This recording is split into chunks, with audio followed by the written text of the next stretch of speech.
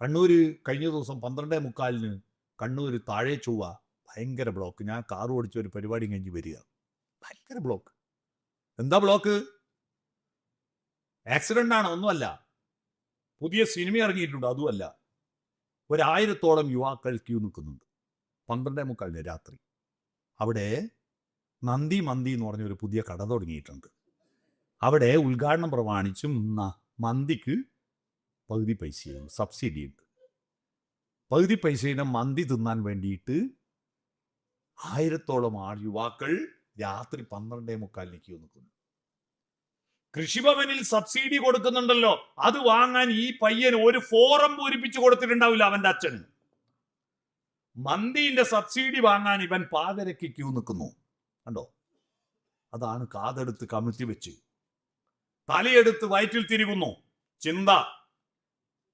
ഇതാണ് തിന്നേണ്ട കാര്യത്തെ പറ്റി മാത്രമുള്ള ചിന്തയാണ്. അങ്ങനെയുള്ള ഒരു തലമുറ നമ്മുടെ മുന്നിൽ വരും. അവരുടെ പ്രതികരണശേഷിയും അവരുടെ കലാപബോധം വേണ്ടേ ഒരു സമൂഹത്തിന്? ആവശ്യത്തിന് ബഹളം വെക്കാൻ ആരുമില്ല. പകരം അനാവശ്യത്തിന് ബഹളം വെക്കാൻ ആളുണ്ട്. ഭജൻസിന്റെ പുറകെ പോകാൻ ആയിരങ്ങളുണ്ട്. പുതിയൊരു ട്രെൻഡാണ് കേരളത്തിൽ ഭജൻസ്. വയലാർ എഴുതിയ ഭജൻസിനേക്കാൾ നല്ലൊരു ഭജൻസ് കേരളത്തിൽ ഒരാളും എഴുതിയിട്ടില്ല. ഉണ്ടോ അദ്ദേഹം എഴുതിയ പാട്ടുകൾ? പക്ഷെ അതിൽ ഫിലോസഫിക്കലായ മൂല്യമുണ്ടായിരുന്നു. അതിൽ ഫിലോസഫി, നെഞ്ചിലെ വെളിച്ചത്തിൻ കതിരെടുത്ത് അതിൽ നിൻ പ്രസാദം ചാലിച്ച് നെറ്റിയിലിട്ട് എന്ന് പറയുമ്പോ ഉള്ളിലെ വെളിച്ചമാണ് പ്രധാനമെന്ന് അതിലുണ്ടായിരുന്നു. ആ വെളിച്ചത്തെ കുറിച്ചാണ് വൈക്കം മുഹമ്മദ് ബഷീർ പറഞ്ഞത്, ഈ വെളിച്ചത്തിനെന്തൊരു വെളിച്ചാണ്. എന്നാൽ അമ്പലങ്ങൾ ഗംഭീരമായി വളരുന്നു, പള്ളികൾ വളരുന്നു, കുർബാനകൾ വളരുന്നു, പ്രാർത്ഥനകൾ വളരുന്നു, ഉറൂസുകൾ വളരുന്നു. പക്ഷേ സത്യം തളരുന്നു, സ്നേഹം തളരുന്നു, ദയ തളരുന്നു, കാരുണ്യം തളരുന്നു. എന്താണ് സംഭവിക്കുന്നത്?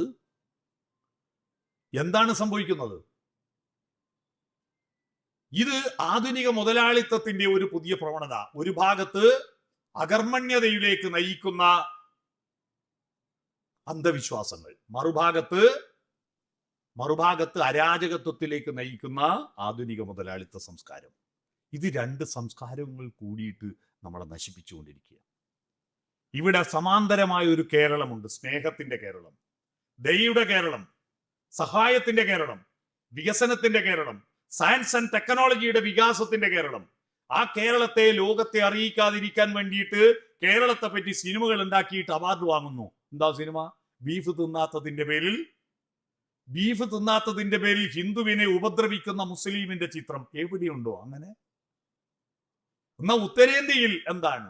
ഉത്തരേന്ത്യയിൽ ബീഫാണെന്ന് പറഞ്ഞിട്ട് എത്രയോ മുസ്ലിങ്ങളെ അടിച്ചു കൊന്ന ചരിത്രമുണ്ട്. എന്നാൽ കേരളത്തിൽ ബീഫ് കഴിക്കാത്തതിന്റെ പേരിൽ ഏതെങ്കിലും ഹിന്ദുവിന് അടി കിട്ടിയ ചരിത്രമുണ്ടോ? എന്നാൽ സിനിമയിൽ അത് അവതരിപ്പിക്കുക, ബീഫ് തിന്നടാന്ന് പറഞ്ഞ് തീറ്റിക്കുന്ന കേരളം. ആ സിനിമക്ക് കേരള സ്റ്റോറി എന്ന് പറഞ്ഞിട്ട് ദേശീയ അവാർഡ് കൊടുക്കുക. ആ ഒരൊറ്റ കാരണം കൊണ്ട് ഈ കേരളത്തിലെ സമൂഹത്തിൽ വിളമ്പിക്കൊണ്ടിരിക്കുന്ന വിഷം എത്ര ഭീകരമാണ്. ഈ ഒരു സാഹചര്യത്തിൽ സംഘടനകൾ എന്ത് ചെയ്യണം?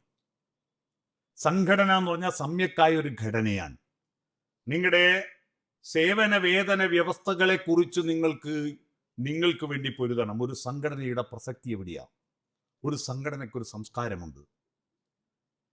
ആ സംസ്കാരം വെളിയം ഭാർഗവനിൽ നിന്ന് പഠിക്കണം. എന്താ വെളിയം ഭാർഗവനിൽ നിന്ന് പഠിക്കേണ്ടത്? വെളിയം ഭാർഗവൻ സന്യാസിയായി മാറിയ ആളാണ്. NE ബാലറാമും സന്യാസിയായി മാറിയ ആളാണ്. അവർ രണ്ടുപേരും സന്യാസിയായി പോകുമ്പോഴാണ് ഉള്ളൂരിന്റെ വരികൾ കേട്ടത്. തന്നാൽ കരയേറേണ്ടവരെത്ര പേരോ താഴത്തുപാഴ്ചേറിലമർന്നിരിക്കെ താനൊറ്റയിൽ ബ്രഹ്മപദം കൊതിക്കും തപോനിധിക്കെന്ത് ചാരിതാർത്ഥ്യം. തന്നാൽ രക്ഷപ്പെടേണ്ട എത്രയോ മനുഷ്യർ പട്ടിണിയുടെയും ദാരിദ്ര്യത്തിന്റെയും ചലിക്കുണ്ടിൽ, അജ്ഞതയുടെ ചലിക്കുണ്ടിൽ ആണ്ടുകിടക്കുമ്പോൾ താനൊറ്റയിൽ തപസ് ചെയ്തിട്ട് മോക്ഷം പ്രാപിക്കാൻ ശ്രമിക്കുന്ന തപോനിധിക്ക് എന്ത് ചാരിതാർത്ഥ്യമാണ് എന്ന ആ ആദർശം മനസ്സിലാക്കിയിട്ടാണ് സന്യാസവേഷം വലിച്ചെറിഞ്ഞിട്ട് രാഷ്ട്രീയത്തിലേക്കും സ്വാതന്ത്ര്യ സമരത്തിലേക്കും ഇറങ്ങിയത് വില്യം ഭാർഗവൻ ആശാനും NE ബാലറാം. നമ്മുടെ സംഘടന നമ്മുടെ സേവന വേതന വ്യവസ്ഥകളെ ചെയ്യുന്നത് പോലെ തന്നെ ഈ ശമ്പളം തരുന്നത് സാധാരണ മനുഷ്യരുടെ ടാക്സിലൂടെയാണ്. ആ സമൂഹത്തെ പുനരുദ്ധരിക്കാനുള്ള ഉത്തരവാദിത്തം ഏറ്റെടുക്കണം. നമ്മൾ ഏറ്റെടുത്തിരിക്കുന്ന മേഖലകളിൽ നമ്മളെപ്പറ്റിയും ചിന്തിക്കണം, നമ്മുടെ ചുറ്റുവട്ടമുള്ള സമൂഹത്തെ പറ്റിയും ചിന്തിക്കണം. ആ സമൂഹവും വ്യക്തിയും ഒത്തുചേരുന്ന പ്രക്രിയക്കാണ് സംസ്കാരം എന്ന് പറയുന്നത്. എല്ലാവരും ഒറ്റക്കൊറ്റക്കായിട്ട് അവനവനിലേക്ക് ചുരുങ്ങുമ്പോൾ സംസ്കാരം നശിച്ചു പോകും. സംസ്കാരം ഉണ്ടാകുന്നത് അമ്പരചുംബികളായ കെട്ടിടങ്ങളിലോ കൊട്ടാരക്കെട്ടുകളിൽ നിന്നോ അല്ല. സംസ്കാരമുണ്ടായത് തെരുവുകളിൽ നിന്നാണ്. വാക്കുകൾ ഉണ്ടായത് തെരുവുകളിൽ നിന്നാണ്.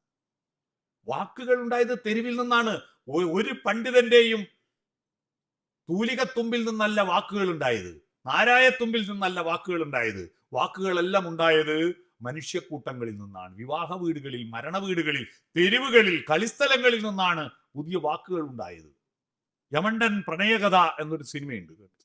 യമണ്ടൻ പ്രണയകഥ. എന്താ യമണ്ടൻ? യമണ്ടൻ എന്ന വാക്ക് എവിടുന്ന് വന്നു? യമണ്ടൻ എന്ന് പറഞ്ഞാൽ ഭയങ്കരൻ എന്നാണ്. ഞങ്ങളുടെ നാട്ടിലൊക്കെ, എൻ്റെ നാട്ടിലൊക്കെ ഫോറസ്റ്റിന്റെ സൈഡായതുകൊണ്ട് ഇഷ്ടം പോലെ രാജവമ്പാലയുണ്ടാവും. യമണ്ടൻ പാമ്പ് എന്നാ പറയുക. ഭയങ്കരം പാമ്പ്. നല്ല സ്ട്രോങ് മദ്യം കുടിച്ചാൽ പറയും യമണ്ടൻ സാധനമാണ്. യമണ്ടൻ എന്ന വാക്ക് എവിടുന്ന് വീണു? ഞാനതിനെപ്പറ്റി അന്വേഷണം നടത്തി. യമണ്ടൻ എന്ന അന്വേഷണം നടത്തിയപ്പോ 2ാം ലോക മഹായുദ്ധ കാലഘട്ടത്തിൽ നമ്മുടെ തെരുവുകളിൽ ഷട്ടർ വരുന്നതിന് മുമ്പ് നിരപ്പലകൾ ഊരിയിട്ട് കടയുടെ മുന്നിലും അപ്പുറത്തും ഇപ്പുറത്തും അട്ടി വെച്ചിട്ട് അവിടെ 2 പത്രം ഉണ്ടാവും. അവിടെ ആളുകൾ വന്നിരിക്കുമ്പോൾ 2ാം ലോക മഹായുദ്ധത്തിന്റെ യുദ്ധവാർത്തകൾ വർത്തമാനം പറയുമ്പോൾ ഉണ്ടായ വാക്കാണ് യമണ്ടൻ. ജപ്പാന്റെ കപ്പലാ. ഈ കപ്പല് മുങ്ങിക്കപ്പലാ, മോന്തായം ശൂലമാ. ബ്രിട്ടന്റെ സഖ്യകക്ഷികളുടെ അടിയിൽ പോയിട്ട് ജർമ്മനിയുടെയും ജപ്പാന്റെയും ഈ യമണ്ട കപ്പൽ പോയിട്ട് ഒറ്റ പൊങ്ങൽ പൊങ്ങും. എന്നിട്ട് കുത്തി ഓട്ടയാക്കിയിട്ട് വെള്ളം കയറ്റി മുക്കിക്കളയും. ഈ കപ്പലിനെ പേടിച്ചിട്ട് അന്ന് പറയുന്ന പേരാണ് ഭയങ്കര കപ്പൽ എന്ന രീതിയിൽ യമണ്ടൻ. അപ്പൊ ജപ്പാനീസ് ഭാഷയാണോ ജർമ്മൻ ഭാഷയാണോ നോക്കി, അങ്ങനെ ഒരു ഭാഷയിലില്ല, അങ്ങനെ ഒരു പേരില്ല യമണ്ടൻ. പിന്നെ അന്വേഷിച്ചപ്പോഴാണ് M10 എന്നായിരുന്നു കപ്പലിന്റെ പേര്. M10 ആണ് മലയാളികൾ എന്താക്കിയത്? യമണ്ടനാക്കിയത്. ഒരു വാക്ക് വന്ന വഴി കണ്ടോ? ഒരു വാക്ക് വന്ന വഴിയാണത്. ഈ വാക്കുകളെല്ലാം ഉണ്ടായത് തെരുവിൽ നിന്നാണ്. നമ്മുടെ ആളുകളുമായിട്ടുള്ള സംവേദനം കുറയുന്നു. ഇപ്പൊ ആരും മിണ്ടുന്നില്ല. സോഷ്യൽ മീഡിയ വ്യാപകമായതോടുകൂടി അമ്മയും മകനും പോലും സംഭാഷണമെല്ലാം ഇതിലൂടെയാണ്. ചോറായി, അമ്മ മെസ്സേജ് അയക്കുന്നു. അപ്പൊ റൂമിൽ നിന്ന് മകൻ കറി എന്താണ്? അപ്പൊ അമ്മ അങ്ങോട്ട് സാമ്പാറു എനിക്ക് വേണ്ട. അപ്പൊ മീന് ചൂടാക്കി വെക്കാം. അപ്പോ ഡബിളം ഇനി ഞാൻ കിടക്കട്ടെ. ഡബിളം. ഭാഷകൾ മരിച്ചു പോകും. ഇമോജികൾ ബാക്കിയാവുകയും വാക്കുകൾ നഷ്ടപ്പെടുകയും ചെയ്യുന്ന ഒരു ലോകത്തേക്ക് പോവുകയാണ്. ഉച്ചാരണമില്ല. വാക്ക് എന്ന് പറഞ്ഞാൽ എന്താ? എഴുതുന്നതല്ല. ക്ക് എന്ന് പറയുന്നത് തൊണ്ടയിൽ നിന്ന് വരുന്ന ക്ക് അക്ഷരം. ക്ക് എന്നത് തൊണ്ടയിൽ നിന്ന് വരുന്ന അക്ഷരം. അത് വായിലൂടെ പുറത്തു വരുമ്പോ വാക്ക്. ഉച്ചരിക്കുന്നത് വാക്ക്, എഴുതുന്നതല്ല വാക്ക്. മിണ്ടാൻ മറന്നു പോകുന്നു, പറയാൻ മറന്നു പോകുന്നു.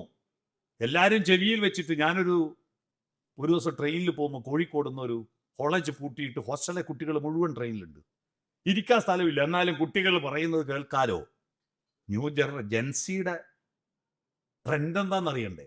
എന്ത് ട്രെൻഡ്? കണ്ണൂർ എത്തുന്നത് വരെ ഒരു ജെൻസി അങ്ങോട്ടും ഇങ്ങോട്ടും മിണ്ടുന്നില്ല. എല്ലാം ഇങ്ങനെ ICU കിടക്കുന്ന രോഗികളെ പോലെ വയറും കുത്തി ഇങ്ങനെ ഇരിക്കുക. ഒരക്ഷരം മിണ്ടുന്നില്ല ഇവര്, ഒന്നും പറയുന്നില്ല ഇവര്. മിണ്ടാൻ പഠിപ്പിക്കണം. സംസ്കാരം വർത്തമാനങ്ങളിലൂടെയാണ് സംസ്കാരം ഉണ്ടായത്. ഒരു ജനതയുടെ സംസ്കാരം രൂപപ്പെട്ടത് അവർ ഗ്രന്ഥങ്ങൾ പഠിച്ചിട്ടും പണ്ഡിതന്മാരായിട്ടല്ല. സാധാരണ ജനക്കൂട്ടത്തിന്റെ സംസ്കാരം ഉണ്ടാവണം. അന്ന് ആ ജനക്കൂട്ടങ്ങളെല്ലാം ഒറ്റക്കൊറ്റക്കായി മാറിക്കൊണ്ടിരിക്കുകയാണ്. അപ്പൊ സംഘടന എന്ന് പറഞ്ഞ എന്താ? നിങ്ങൾ ഒരുപാട് മെമ്പർഷിപ്പ് ഉള്ളവർ ഒത്തിരിക്കുന്നത് മാത്രമല്ല സംഘടന. ഒരുപാട് മനസ്സുകൾ, ഒരുപാട് ഹൃദയങ്ങൾ, ഒരുപാട് സംസ്കാരങ്ങൾ ഒത്തുചേരലാണ് സംഘടന. അത് ഒത്തുചേരണം. പാട്ടുകൾ പാടണം, കഥകൾ പറയണം, കവിതകൾ ചൊല്ലണം. സുമേഷ് കൃഷ്ണന്റെ പുതിയ പുസ്തകത്തിന് നിങ്ങൾ അവാർഡ് കൊടുത്തു. ആ പുസ്തകത്തെപ്പറ്റി ഞാൻ ചോദിച്ചു അദ്ദേഹത്തോട്. കേരളം അറിയപ്പെടുന്ന, ഇന്ത്യ അറിയപ്പെടുന്ന പ്രഗത്ഭരായിരിക്കുന്ന കുറെ വ്യക്തികളെ കുറിച്ചിട്ടുള്ള 13 അല്ലേ 25 വ്യക്തികളെ കുറിച്ചുള്ള കവിതകളാണത്. 25 വ്യക്തികളെ കുറിച്ചുള്ള കവിതകളാണ്. പണ്ടെല്ലാം കവിത മനസ്സിലാക്കണമെങ്കിൽ അതിന് ഒരു ടിപ്പണി വേണം, അല്ലെങ്കിൽ വ്യാഖ്യാതാക്കളോ നിരൂപകന്മാരോ വേണം അറിയണമെങ്കിൽ. ഇപ്പോഴത്തെ കവിതകളെല്ലാം സിമ്പിളാണ്. എന്നിട്ടും എന്തേ വായിക്കാത്തത്? നേരിട്ട് സംവേദിക്കുന്ന വരികളാണ് ഇപ്പോഴത്തെ കവിതകൾ. ഒന്നും വ്യാഖ്യാനവും വേണ്ട. അലി കടുകശ്ശേരിയുടെ ഒരു കവിത കേട്ടിട്ടുണ്ടോ? കുഞ്ഞിക്കിളി അമ്മക്കിളിയോട് ചോദിച്ചു, നമ്മളും മനുഷ്യരും തമ്മിൽ എന്താണമ്മേ വ്യത്യാസം? അമ്മക്കിളി പറഞ്ഞു, നമ്മൾ കിളികൾ, ഉറങ്ങുമ്പോഴും കിളികളാണ്, ഉണർന്നാലും കിളികളാണ്. അവർ മനുഷ്യർ, ഉറങ്ങുമ്പോൾ മനുഷ്യരാണ്, ഉണർന്നാൽ ഹിന്ദുവാണ്, മുസ്ലിമാണ്, ക്രിസ്ത്യാനിയാണ്. ഇതാണ് വ്യത്യാസം. ഇത് പറഞ്ഞു കൊടുക്കാൻ ഒരാളുടെ സഹായം വേണ്ടല്ലോ. ഇത്തരത്തിൽ സിമ്പിളായ കവിതകൾ ഒരുപാട് ഇറങ്ങുന്നുണ്ട്. ആ കവിതകളിലേക്ക് പോകണം. നിങ്ങൾ കേരളത്തിന്റെ ഭരണസിരാ കേന്ദ്രത്തിൽ ഇരിക്കുന്ന പ്രധാനപ്പെട്ട ആളുകളാണ്. നിങ്ങളുടെ മനസ്സും നിങ്ങളുടെ ആർദ്രതയും നിങ്ങളുടെ സംസ്കാരവുമാണ് കേരളത്തിന്റെ ഭാവിയെ നിയന്ത്രിക്കുന്നതിൽ പ്രധാനപ്പെട്ട പങ്ക് വഹിക്കുക. അതുകൊണ്ട് സോഫ്റ്റനായ കമ്മ്യൂണിക്കേഷൻ നിങ്ങൾക്ക് ജനങ്ങളുമായിട്ടുണ്ടാവണം. എങ്ങനെയാണ് സോഫ്റ്റനായ കമ്മ്യൂണിക്കേഷൻ ഉണ്ടാവുന്നത്? എസ് എന്ന് പറഞ്ഞാൽ സ്മൈൽ, ഒന്ന് പുഞ്ചിരിക്കണം വരുന്ന ആളോട്. പുഞ്ചിരിക്കാൻ മറന്നുപോകുന്ന ഒരു ലോകമാണിപ്പോൾ ഉള്ളത്, അല്ലേ? ചിരിക്കാൻ അറിയുന്ന ഒരേ ഒരു ജന്തു മനുഷ്യനാണ്. ചിരിക്കാൻ മറന്നുപോകുന്ന ഒരു തലമുറ. എന്മന്ദഹാസം ചന്ദ്രികയായെങ്കിൽ എന്നും പൗർണമി വിടർന്നേനെ. നല്ല പാട്ടുകളില്ലേ പുഞ്ചിരിയെ പറ്റി? നിങ്ങൾ ചിരിച്ചാ പോരാ, നിങ്ങളുടെ വീടുകൾ ചിരിക്കണം. വീടിന്റെ വാതിലുകൾ അടഞ്ഞു കിടക്കുന്നു, സംസ്കാരം അടഞ്ഞു കിടക്കുന്നു. വാതിൽ തുറന്നിട്ട് പ്രകൃതിയെയും മനുഷ്യരെയും കാണണം. സ്നേഹത്തിന്റെ ആലിംഗനങ്ങൾ നമ്മൾ മറന്നുപോവുക. ഒന്ന് കെട്ടിപ്പിടിക്കാൻ, ഒന്ന് മുത്തം കൊടുക്കാൻ, ഒന്ന് ഷെയ്ക്ക് ഹാൻഡ് കൊടുക്കാൻ, ഒന്ന് തലോടാൻ നമുക്ക് ആർക്കും നേരമില്ല. ഒന്ന് ചുമലിൽ കൈവെക്കാൻ ടച്ചില്ല. ജനാധിപത്യത്തിന്റെ ബോഡി ലാംഗ്വേജ് നോഡിങ് ആണ്. തലകുലുക്കണം, അംഗീകരിക്കണം. പഞ്ചായത്ത് മെമ്പറേയും മുനിസിപ്പൽ കൗൺസിലറേയും MLA യും MP യെയും വോട്ട് ചെയ്യലല്ല ജനാധിപത്യം. ജനാധിപത്യം എന്ന് പറയുന്നത് വീട്ടിൽ നിന്ന് പഠിക്കണം. കുടുംബാംഗങ്ങൾ പരസ്പരം അംഗീകരിക്കുന്ന ഒരു സാമൂഹ്യ വ്യവസ്ഥ പഠിപ്പിക്കണം. മനുഷ്യനും ഒത്തുചേരുന്നതിൻ്റെ രസതന്ത്രമാണ് ഡെമോക്രസി. അത് പരസ്പരം അംഗീകരിക്കണം. പറഞ്ഞത് അംഗീകരിക്കണം. പറയാൻ ഒരു നാവും കേൾക്കാൻ 2 ചെവിയുണ്ട്. പറഞ്ഞതിൻ്റെ ഇരട്ടി കേൾക്കണം. കേൾക്കാനും സമ്മതിക്കാനും തയ്യാറാവണം. അല്ലാതെ ഞാൻ പറഞ്ഞത് മാത്രം ശരിയെന്ന മട്ടിൽ കേരളത്തിലെ രാഷ്ട്രീയ കക്ഷികളും രാഷ്ട്രീയ പ്രവർത്തകരും വാട്ടർ ടൈറ്റ് കമ്പാർട്ട്മെന്റുകളിലേക്ക് കുടുങ്ങിപ്പോയിരിക്കുന്നു. പണ്ട് എല്ലാ പാർട്ടിക്കാരും പരസ്പരം കാണുകയും പറയുകയും ചെയ്യും. ഇപ്പോ ഒരു പാർട്ടിന്റെ വീട്ടിൽ, അയാളുടെ വീട്ടിൽ ഒരു കല്യാണത്തിന് മറ്റേ പാർട്ടിക്കാരൻ പോയാൽ വലിയ സംഭവമാണ്. ഒരുമിച്ച് ഭക്ഷണം കഴിച്ചാൽ വലിയ സംഭവമാണ്. പരസ്പരം ഒരുമിച്ച് ഫോട്ടോ എടുത്താൽ വലിയ സംഭവമാണ്. അങ്ങനെയുണ്ടോ ഒന്ന്? ഇതെന്താ യുദ്ധമാണോ നടക്കുന്നത്? ആശയപരമായ വേർതിരിവല്ലേ? വ്യക്തികൾ തമ്മിൽ സൗഹൃദമായി കൂടെ? എന്നാൽ അതെല്ലാം ചോദ്യം ചെയ്യപ്പെടുകയും സോഷ്യൽ മീഡിയയിൽ പിച്ചി ചീന്തപ്പെടുകയും ചെയ്യുന്ന ഒരവസ്ഥയിൽ മനുഷ്യനും തമ്മിൽ രാഷ്ട്രീയത്തിനും മതത്തിനും അതീതമായ ഒരു സൗഹാർദ്ദം ഉണ്ടാക്കണം. മതത്തിന്റെ പേരിൽ വർഗീയതയും വിദ്വേഷവും പ്രചരിപ്പിക്കരുതെന്ന് പറയുന്ന രാഷ്ട്രീയക്കാർ എന്തുകൊണ്ട് രാഷ്ട്രീയത്തിൽ സൗഹൃദം ഉണ്ടാക്കുന്നില്ല? പരസ്പരം ബഹുമാനവും സ്നേഹവും പ്രകടിപ്പിക്കുന്നില്ല. വ്യക്തിപരമായ ആക്ഷേപങ്ങൾ വർദ്ധിച്ചു വരുന്നു. ആ കമ്മ്യൂണിക്കേഷൻ നിങ്ങൾ സംഘടനയിലെ അംഗങ്ങൾ തമ്മിലും സംഘടനയ്ക്ക് പുറത്തുള്ളവർ തമ്മിലും നിങ്ങളുടെ ഓഫീസുകളിൽ വരുന്ന ജനങ്ങൾ തമ്മിലും നിങ്ങളുമായി സംവദിക്കുന്ന ഭരണാധികാരികൾ തമ്മിലും ഉണ്ടാക്കിയെടുത്ത് നല്ല ഒരു സംസ്കാരം വളർത്തിയെടുക്കാൻ, നല്ല ഒരു ലക്ഷ്യത്തിലൂടെ രാഷ്ട്രീയ ബോധം, രാഷ്ട്രീയത്തിന് സംസ്കാരവും സംസ്കാരത്തിന് രാഷ്ട്രീയം വളർത്തുന്ന രീതിയിൽ മുന്നോട്ട് പോകാൻ ഈ സമ്മേളനം നിങ്ങൾക്ക് കരുത്തു പകരട്ടെ എന്ന് ആശംസിച്ചുകൊണ്ട്, ഈ സംഘടനാ സമ്മേളനം സമ്യക്കായ ഘടനയോടുകൂടി നിങ്ങൾക്ക് മുന്നോട്ട് പോകാൻ കഴിയട്ടെ എന്ന് ആശംസിച്ചുകൊണ്ട് കേരളത്തിന് എല്ലാവിധ ആശംസകളും അറിയിച്ച് ഞാൻ എൻ്റെ വാക്കുകൾക്ക് വിരാം.